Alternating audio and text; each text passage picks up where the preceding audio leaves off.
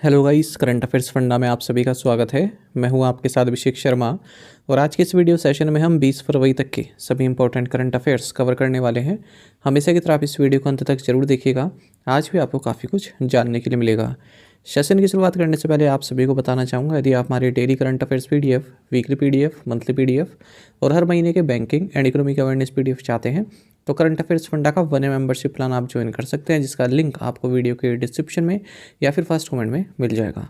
आपको बता दें, इस 1 ईयर मेंबरशिप प्लान के तहत जितना भी हमारा पीडीएफ कंटेंट है वो हम आपको 1 साल तक के लिए प्रोवाइड कराते हैं, जिसे आप डाउनलोड कर सकते हैं, प्रिंट आउट भी निकलवा सकते हैं। इसके लिए चाहे तो आप करंट अफेयर्स फंडा ऐप को यूज़ कर सकते हैं या फिर अपने लैपटॉप या सिस्टम की मदद से वेब लॉगिन भी कर सकते हैं। कोई भी आपका एग्जाम हो, बैंकिंग, एसएससी, रेलवे या फिर स्टेट पीसीएस, जहाँ पर भी जनरल अवेयरनेस या करंट अफेयर्स पूछे जाते हैं, सभी एग्जाम्स के लिए हमारा पीडीएफ कंटेंट काफ़ी यूज़फुल है। इसमें आपको कैटेगरी वाइज क्विज प्रोवाइड करा रहे हैं, तो एक बार अगर आपने हमारा करंट अफेयर्स पढ़ लिया, उसके बाद इन क्विज को अटैम्प्ट किया, तो यकीन मानिए आपका करंट अफेयर्स सेक्शन काफ़ी स्ट्रॉन्ग हो जाए, काफ़ी अच्छा आप स्कोर कर पाएंगे अपने आने वाले एग्जाम में। लिंक वीडियो के डिस्क्रिप्शन में या फिर फर्स्ट कमेंट में आपको मिल जाएगा, वहाँ से आप बाय कर सकते हैं।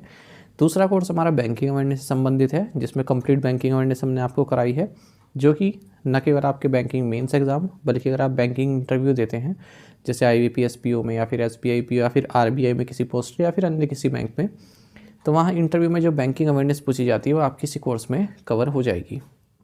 साथ ही साथ एसएससी, रेलवे, स्टेट पीसीएस और भी जो अदर्स एग्ज़ाम होते हैं जिनमें इंडियन इकोनॉमी के की कंसेप्ट्स बार बार पूछे जाते हैं, जैसे इन्फ्लेशन संबंधित कंसेप्ट पर क्वेश्चन बनता है, जीडीपी से संबंधित, WPI, CPI, different types of economic curves और 5 ईयर्स प्लान, स्टॉक मार्केट, ये सब भी इसमें कवर किया गया है।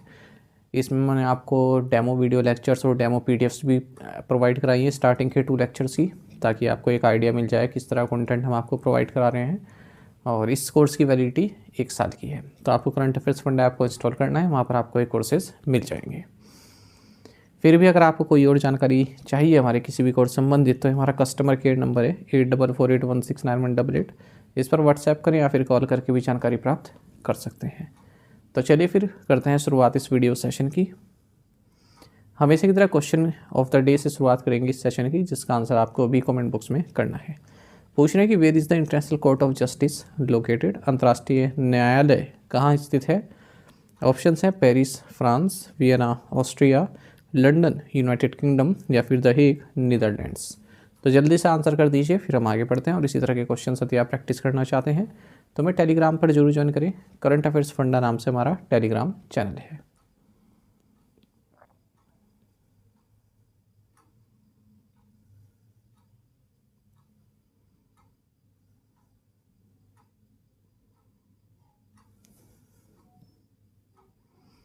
Which team won the overall championship at the 38th national games 2025।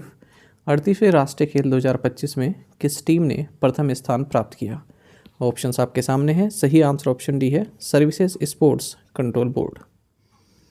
Union home minister Amit Shah ने 38th नेशनल गेम्स की जो क्लोजिंग सेरेमनी है उसको एड्रेस किया हल्द्वानी उत्तराखंड में। 39th नेशनल गेम्स मेघालय में होंगे।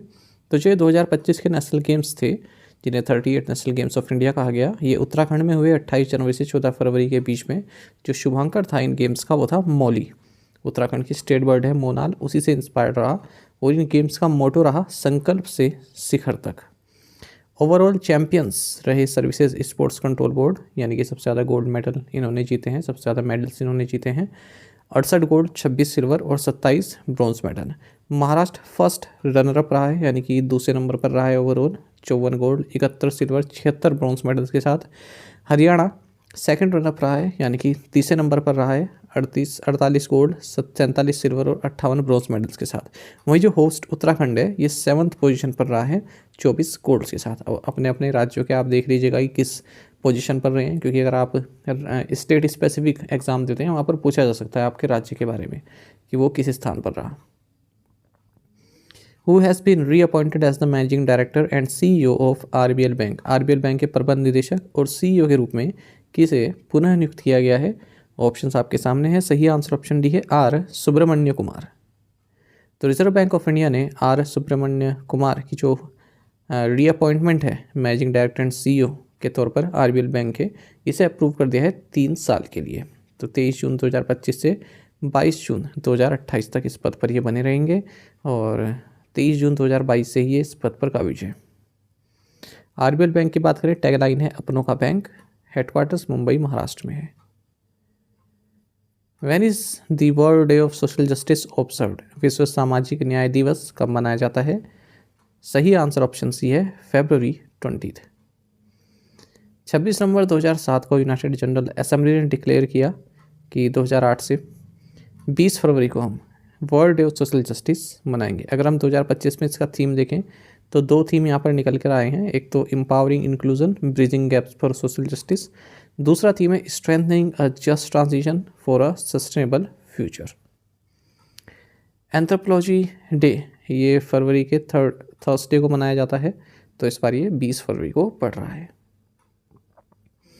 When did Mizoram and Arunachal Pradesh attain statehood? Mizoram और अरुणाचल प्रदेश को राज्य का दर्जा कब मिला? ऑप्शंस आपके सामने है। सही आंसर ऑप्शन डी है 20 फरवरी 1987। तो 20 फरवरी 1987 को 2 नए स्टेट्स उभर कर सामने आए, एक मिजोरम एक अरुणाचल प्रदेश। तो मिजोरम बना 23वां राज्य और अरुणाचल प्रदेश बना 24वां राज्य इंडियन यूनियन का। तो Lushai hills autonomous district council को स्टेट का दर्जा दिया गया मिजोरम में और ये 23rd स्टेट बना और अरुणाचल प्रदेश को आसाम में इंटीग्रेट किया गया था आसाम में इंडिपेंडेंस के टाइम। फिर इसको अपग्रेड करके यूनियन टेरिटरी का दर्जा दिया गया 1972 में और इसको फिर स्टेटहुड का दर्जा दिया गया state of Arunachal Pradesh act 1986 के तहत 1987 में। What is the name of the mobile app launched by the Reserve Bank of India for macroeconomic and financial statistics? व्यापक आर्थिक और वित्तीय आंकड़ों के लिए भारतीय रिजर्व बैंक द्वारा लॉन्च किए गए मोबाइल ऐप का नाम क्या है? सही आंसर ऑप्शन डी है RBI data. Reserve bank of India ने RBI डेटा नाम की एक मोबाइल ऐप लॉन्च की है जो कि macro economic and financial statistics provide कराती है इंडियन इकोनॉमी से संबंधित, वो भी यूज़र फ्रेंडली तरीके से। की फीचर्स अगर हम देखें तो लगभग 11,000 different series of economic data यहाँ पर प्राप्त किया जा सकता है इंडियन इकोनॉमी से संबंधित, और data source, unit of measurement, frequency, recent updates ये सब दिए गए हैं। पॉपुलर रिपोर्ट्स इसमें देखी जा सकती हैं। बैंकिंग आउटलेट सेक्शन भी है, वहाँ पर आप बैंकिंग फैसिलिटीज़ जो है जान सकते हैं with in 20 kilometre of your location, और शार्क कंट्री से संबंधित डेटा भी यहाँ पर एक्सेस किया जा सकता है शार्क फाइनेंस लिंक के जरिए। Under Mission 500, India and which country aim to double bilateral trade to $500 billion by 2030? Mission 500 के तहत भारत और किस देश का लक्ष्य 2030 तक द्विपक्षीय व्यापार को दोगुना कर $500 बिलियन तक पहुंचाना है? सही आंसर ऑप्शन ए है यूनाइटेड स्टेट्स। तो हाल ही में बायलैटरल मीटिंग हुई प्राइम मिनिस्टर नरेंद्र मोदी और president of US Donald Trump के बीच, और इसी दौरान इंडिया और यूनाइटेड स्टेट्स ने मिशन 500 लॉन्च किया है ताकि दोनों ही कंट्रीज़ के बीच जो ट्रेड है वो डबल हो सके, 2 वे ट्रेड डबल हो सके और 2030 तक $500 बिलियन पहुंच सके। साथ ही ट्रंप ने यह भी अनाउंस किया है कि तहव्वुर राणा जो कि वांटेड है 26 कैरेट टेररिस्ट अटैक मुंबई 2008 के सिलसिले में, इसे भी एक्स्ट्राडिट करा जाएगा भारत में। Where was the fourth no money for terror conference held? चौथा नो मनी फॉर टेरर सम्मेलन कहाँ आयोजित किया गया? ऑप्शन आपके सामने है। सही आंसर ऑप्शन सी है म्यूनिक, जर्मनी। तो union minister of state for home affairs Nityanand Rai, इन्होंने जो भारतीय दल है उसका नेतृत्व किया है म्यूनिक जर्मनी में, जहां 4th no money for terror conference का आयोजन किया गया।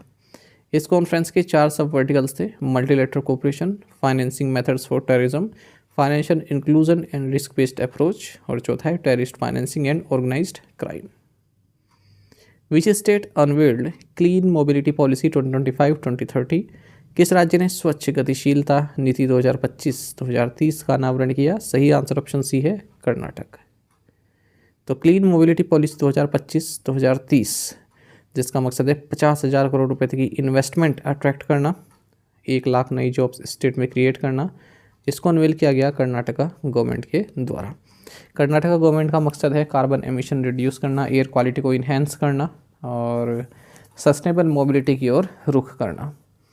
यहाँ पर सब्सिडीज़ भी दी जा रही है 25% तक की टोटल इन्वेस्टमेंट जो कैपिटल है आपकी क्लीन मोबिलिटी में। Which state government launch the global capability centre policy 2025? किस राज्य सरकार ने वैश्विक क्षमता केंद्र नीति 2025 लॉन्च की? ऑप्शंस आपके सामने हैं। सही आंसर ऑप्शन डी है मध्य प्रदेश। मध्य प्रदेश के chief minister doctor Mohan Yadav, इन्होंने Madhya Pradesh global capability centre policy 2025 को लॉन्च किया है। ग्लोबल कैपेबिलिटी सेंटर्स की बात करें तो जो मल्टीनेशनल कॉरपोरेशन होती है ना, उनके हेडक्वार्टर के बाहर कुछ मतलब एक तरह का आप आउटलेट कह सकते हैं, ठीक है, या फिर एक सेंटर कह सकते हैं, उनको सेटअप किया जाता है। यहाँ पर software development, artificial intelligence, cloud computing, data analytics, financial services, research and development, supply chain management, customer support, ये सभी प्रोवाइड कराया जाता है इन सेंटर में। भारत फिलहाल वर्ल्ड का largest global capability centre hub है। 1600 ऑपरेशनल सेंटर्स यहाँ पर चल रहे हैं। Which bank has committed a CSR grant of 104 crore rupees to Ashoka university?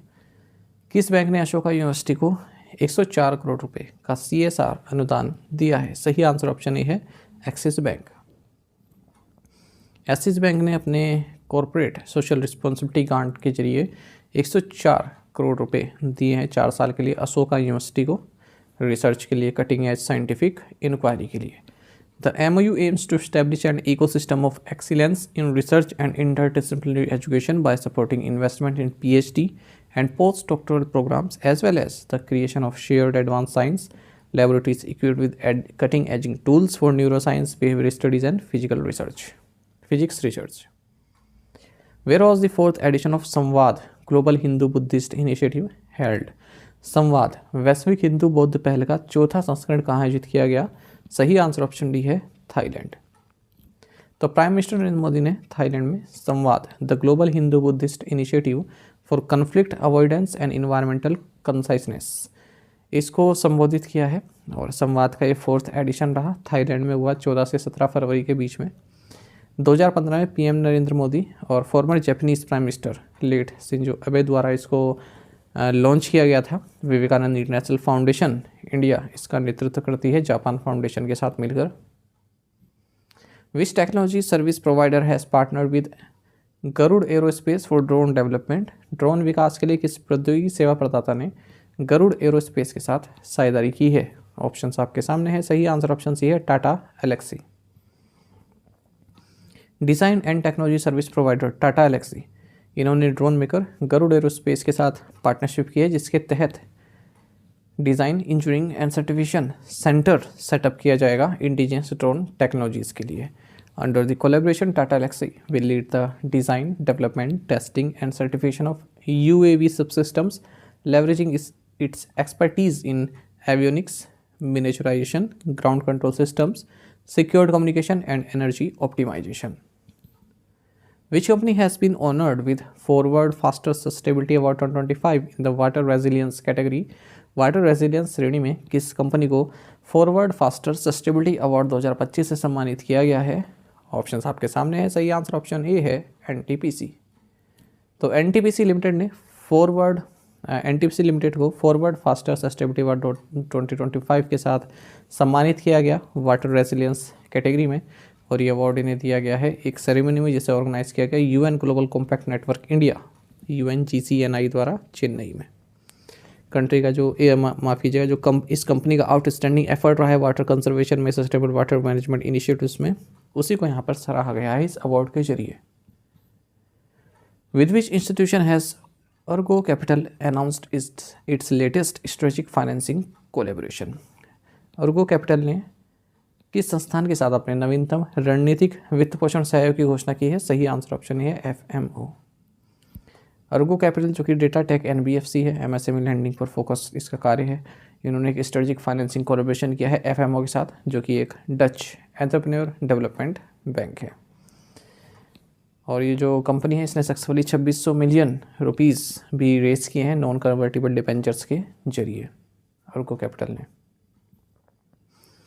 Which company has HDFC life entered into a corporate agency tie up with? HDFC life ने किस company के साथ कॉर्पोरेट एजेंसी समझौता किया है? ऑप्शंस आपके सामने है। सही आंसर ऑप्शन डी है Cars 24 financial services private limited. तो HDFC लाइफ ने कॉर्पोरेट एजेंसी टाई अप किया है Cars24 financial services private limited के साथ। इस पार्टनरशिप के जरिए जो Cars24 financial service private limited है, ये जो HDFC लाइफ के प्रोडक्ट्स हैं उन्हें अपने कस्टमर्स को सेल करेगी, बदले में इसको कमीशन प्राप्त होगा। तो life insurance solutions of HDFC life will be offered across the branches as well as the digital platforms of the partner, यानी कि Cars24। Which institution has introduced an innovative solar dehydration technique to boost farmers' income? किस संस्थान ने किसानों की आय बढ़ाने के लिए एक नवीन और निर्जलीकरण तकनीक शुरू की है? सही आंसर ऑप्शन सी है, Indian Institute of Technology Kanpur. तो Indian Institute of Technology Kanpur यानी कि IIT कानपुर ने एक innovative solar dehydration technique introduce की है ताकि जो एग्रीकल्चर प्रोड्यूस है, जो उपज होती है, उसको प्रिजर्व किया जा सके सस्टेनेबल एनर्जी को यूज़ करके। तो जो फ्रूट्स हैं, वेजिटेबल्स हैं, उनको ड्राई किया जा सकता है सोलर एनर्जी के जरिए। तो एक कॉस्ट इफेक्टिव सोल्यूशन इनके लिए रह सकता है। टू द पॉइंट क्वेश्चंस, उनके आंसर्स देख लेते हैं। 1 to 3 agreement is related to which country? United States. When was aspirational districts program launched? January 2018. In which year the Panchayati Raj system was constitutionalized in India? 24 April 1993। Prime minister धन धान्य कृषि योजना will cover how many districts? 100. Who has been appointed as the head of the national intelligence in the US by the Trump administration? Answer is तुलसी गेबार्ड। आप में से कई students बिल्कुल सही आंसर क्या है, इसी तरह से आप पार्टिसिपेट करते रहिए। अच्छा, आपको एक बात और बता दूं, जैसे SBI का अब एग्ज़ाम आपके नियर है, ठीक है, और अब ये याद रखिएगा, जो ये आप महीने पढ़ रहे हैं ना, जनवरी, फरवरी, फिर मार्च ही पढ़ोगे, ये महीने सबसे क्रूशियल हैं। तो इसमें आपको एक भी अपना करंट अफेयर्स मिस नहीं करना है। जिनका अभी तक जनवरी का नहीं हो पाया हो, जनवरी को भी साथ साथ कवर करो। वीकली करंट अफेयर पढ़ो, 4 वीक में कवर किया गया है, चारों वीक 2 बार रिवाइज़ करो और जल्दी से अपना फिर फरवरी का साथ साथ पकड़ो, ठीक है। फर्स्ट वीक अपलोड है, सेकेंड वीक भी हो जाएगा अपलोड, तो साथ साथ पढ़ते रहो करंट अफेयर्स को, तभी आपको याद होंगे। अब अगर आप साथ साथ पढ़ोगे, जब आप मेंस दोगे तब आपको काफ़ी रिलीफ मिलेगा, क्योंकि करंट अफेयर्स आपके तैयार रहेंगे। आपको केवल दोबारा एक बार रिवाइज़ करना होगा। तो कम से कम 3 रिवीजन तो चाहिए होते हैं अगर आप करंट अफेयर्स पढ़ रहे हैं, ठीक है। इस बात को आप ध्यान रखिएगा। चलिए टू द पॉइंट क्वेश्चन देख लेते हैं, इन्हें आपको अभी ट्राई करना है। और कोई भी डाउट है तो आप टेलीग्राम पर मुझे मैसेज करके पूछ सकते हैं अपनी तैयारी संबंधित। When did the South Africa join the BRICS? South Africa ने कब ज्वाइन किया था ब्रिक्स को? What was the theme for Aero India 2025? Which country secured top 3 positions on Corruption Perceptions Index for 2024? The UK India Young Professional Scheme offers 3,000 sports for Indians aged to live, study and work in the UK. When did the Deposit Insurance and Credit Guarantee Corporation come into existence under the Finance Ministry? In 5 questions के answer आपको comment box में करने हैं। यदि एक question का answer भी आता है तो भी आप हमें कमेंट बॉक्स में अवश्य बताइएगा। साथ ही हमें टेलीग्राम पर जरूर ज्वाइन करें। करंट अफेयर्स फंडा नाम से हमारा टेलीग्राम चैनल है। Thank you guys.